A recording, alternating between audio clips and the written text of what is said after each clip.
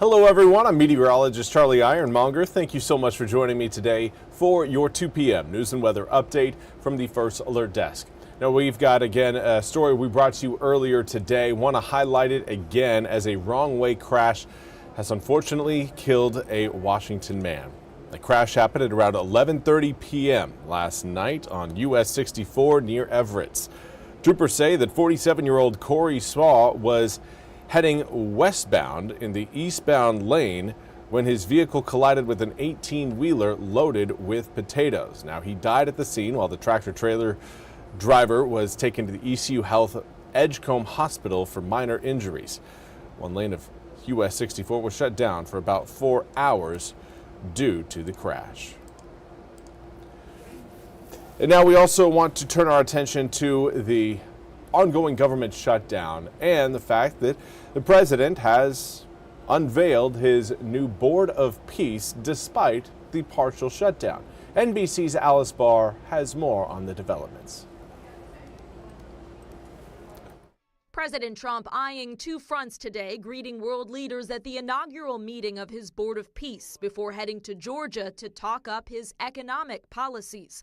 The battleground visit part of a push to get on the road and boost Republicans ahead of the midterm elections. Georgia is obviously a very important state to the president and to the Republican Party. The president set to focus on making life more affordable as some federal employees are now working without pay, while the Department of Homeland Security is in a shutdown over Democrats' demands to reform ICE and Border Patrol tactics. The ball is back in the court of the White House because they have our most recent response. The White House calling that proposal unserious, confirming President Trump has not had recent direct discussions with Democrats, despite his saying Monday that he'd sit down with them this week. I will, but we have to protect our law enforcement. They've done a great job. A growing number of Democratic lawmakers now planning to boycott the president's State of the Union Tuesday and instead join a counter-programming rally. The domestic divide coming as President Trump faces concern among longtime allies that his Board of Peace could undermine the United Nations. The Vatican saying Pope Leo will not join the board, following suit with allies like the UK and France. The United Nations has great potential. They haven't lived up to the potential, but I think they might aid us a little bit. The board expanding from its initial purpose to reconstruct Gaza, with the White House saying member states have pledged more than $5 billion toward aid and rebuilding.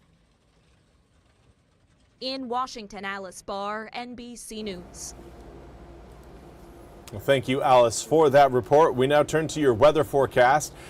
Cloudy skies present throughout eastern North Carolina right now, but we do have warm air temperatures. Just because it's cloudy does not mean we are missing out on the heat. In fact, quite the opposite. Plenty of areas right now showing above average air temperatures. And that's likely going to continue as we head into tomorrow. Now, I do want to highlight the fact that we are looking at a few sun breaks moving across eastern North Carolina as we speak. They're not widespread and extensive, but when they're over you, it certainly is a nice sight. Always good to see that blue sunny skies. There you can again see some of those broken clouds. The rain showers that we've been tracking around the Albemarle Sound continue to fade as they approach the Atlantic. A little bit further inland, again, watching a few spot showers moving their way across portions of Pitt, Beaufort, and even into Martin counties. Right now, Williamston seeing a little bit of a splash and dash or rain shower there, but we are in need of far more rain than what we have seen today. We're in need of far more rain than what we've got planned for Friday and Saturday and Sunday.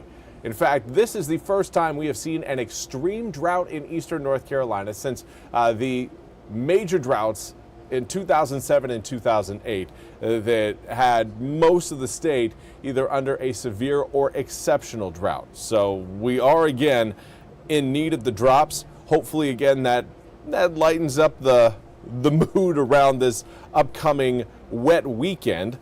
We could certainly use a little bit more rain out of this weekend's forecast than what we have currently forecasted. But right now, Goldsboro had some sunshine just a little bit ago, and now those clouds are taken back over. You can see the rays breaking their way through the cloud cover over Belhaven, hitting the Pungo River. Again, beautiful sight to see.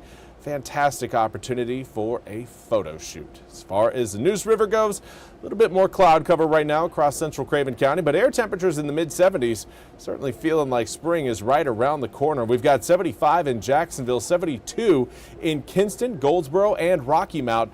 Quite a bit cooler, though, as you work your way closer to the water.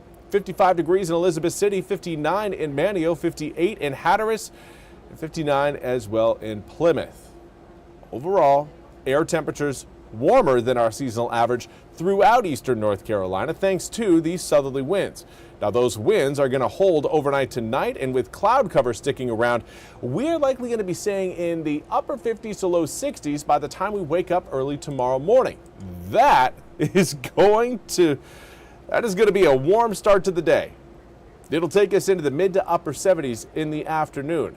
It is going to feel quite nice out there. For those of you heading to the Pirate baseball game, I should have details on that coming up in just a few moments. But for Saturday, there will be some spotty showers around, most likely early on in the morning. And then as we wake up on Sunday, more rain will be present, but that will be pulling away from eastern North Carolina as we head over the tail end of the day. There could be perhaps maybe a few sleet stones and snowflakes trying to work their way into the forecast early Monday morning. We're not going to see anything stick, but we could potentially see maybe a stray flake or two fall around Elizabeth City early on Monday. Something, again, that not all of eastern North Carolina is going to see, but some of us may catch a brief glimpse at some wintry precipitation.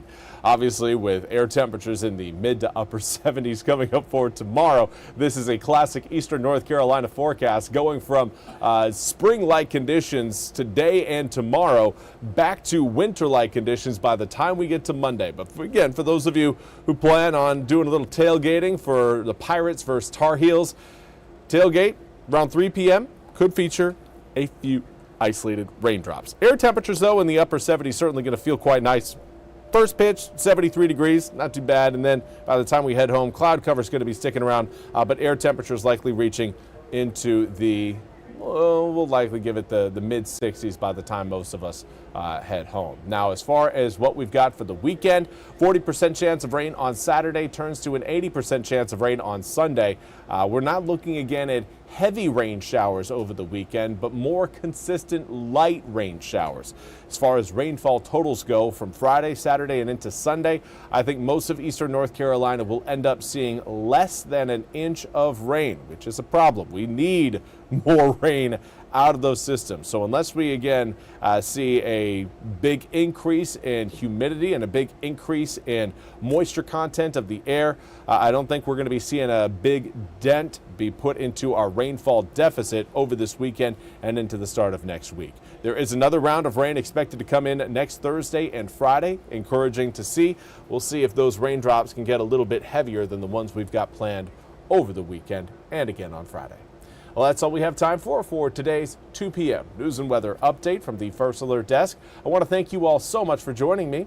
We'll be back with more news and weather coming up at the top of the hour. Until then, have a fantastic rest of your Thursday.